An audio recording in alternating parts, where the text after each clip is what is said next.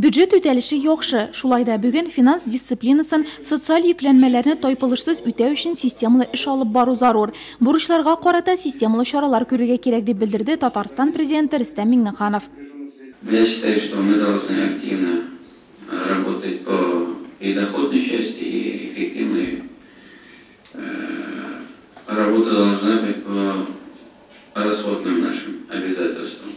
Быелның 3 айында республика бюджетына керем 48 миллиардка якын. Республика районнары һәм шәһәрләре кереме 10 миллиард ярым. Бюджетның чыгым өлеше 59 миллиард сум тәшкил итә. Я считаю, что у нас профессиональные коллективы финансовых, казначейских, налоговых органов, мы способны решить все задачи, которые определены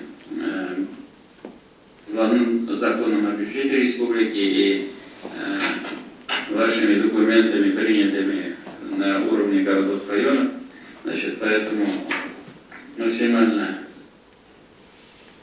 обеспечить доходы, значит, обеспечить качественную работу в части расходных полномочий.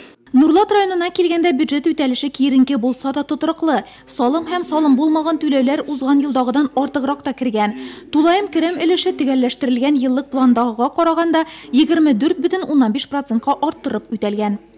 Исполнение неплохое, но это практически проходит вот на грани, где любая наша недоработка и упущение какое-то, надо обязательно строго следить за расходной частью. Больше и мы сделали упор в этом году на мероприятие. Сейчас будем из небюджетных источников необходимо нам проводить.